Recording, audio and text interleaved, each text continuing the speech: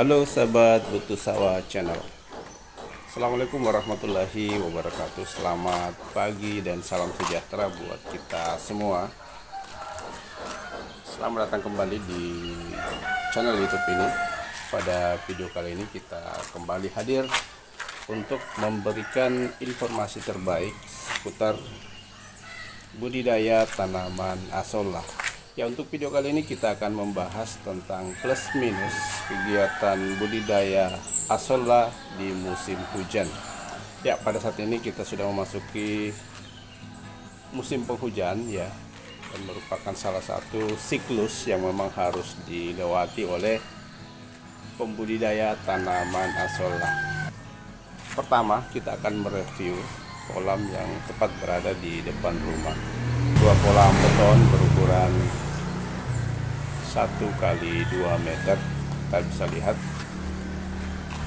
salah satu keuntungan pada saat musim hujan itu adalah dengan adanya tetesan air hujan itu menyebabkan penyebaran tanaman asollah di permukaan air itu cenderung merata ya, teratur, lebih rapi ya, dan jarang sekali kita bisa lihat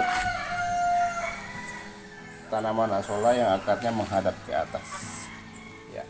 Jadi kita bisa lihat kondisinya sangat rapi dan penyebarannya merata ya. Kemudian yang kedua ya, sebelum kita membahas keuntungan beternak asollah pada saat musim hujan ya, kita lanjut akan melihat, kita akan membahas pada kolam berikutnya, kolam yang berupa kolam terpal dengan ukuran 2 kali 3 meter ya. Kemudian yang kedua, kita bisa lihat bahwa tanaman asollah pada musim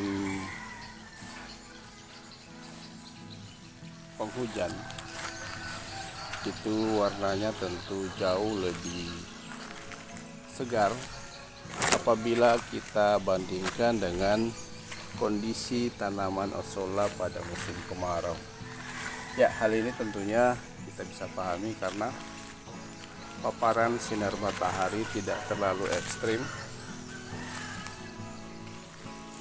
sehingga penampakan tanaman asollah pada musim hujan ini itu tentunya lebih segar, lebih hijau dibanding pada saat musim kemarau. Selanjutnya yang ketiga, dampak positif dari musim hujan terhadap tanaman asollah yang kita budidayakan itu adalah bahwa kita tidak perlu khawatir tentang volume air daripada kolam asollah ya, karena kita bisa lihat di sini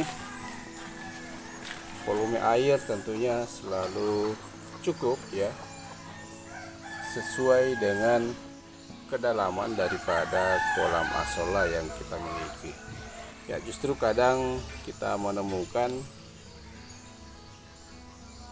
sebagian kecil daripada asollah itu tumpah ke lantai ya, itu terutama pada kolam-kolam asollah yang berupa kolam terpal, kolam plastik ya, atau kolam-kolam yang memang tidak memiliki pembuangan otomatis ya. Itu berbeda dengan kolam yang memang sudah memiliki pembuangan otomatis yang umumnya merupakan kolam beton atau kolam permanen. Sahabat YouTube sekalian, satu-satunya hal yang harus kita perhatikan pada musim penghujan ya, itu adalah munculnya berbagai jenis hama pada kolam asollah ya. Yang terutama itu adalah kodok ya. Pada musim hujan tentu kehadiran frekuensi kehadiran daripada hewan kodok atau katak itu jauh lebih besar apabila kita bandingkan dengan pada musim kemarau.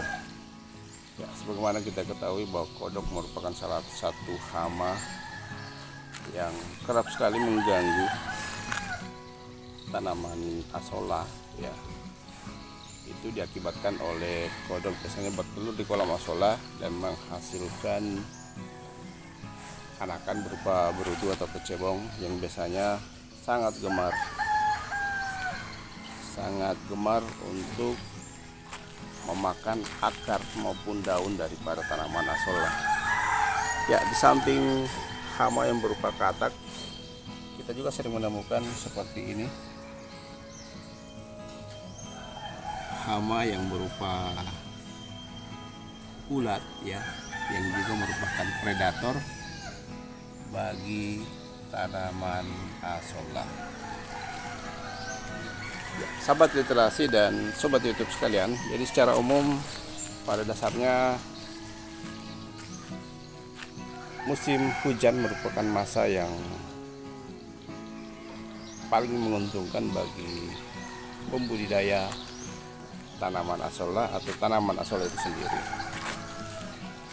Ya, kecuali yang tadi, kita harus lebih intensif untuk melakukan pengawasan dan pemusnahan daripada hama yang kerap muncul di musim kemarau. Sahabat YouTube sekalian, jadi mungkin ini informasi singkat yang bisa kita berikan pada video kali ini.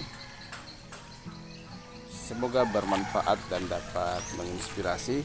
Kami akhiri. Wabillahi taufiq wal hidayah. Wassalamualaikum warahmatullahi wabarakatuh.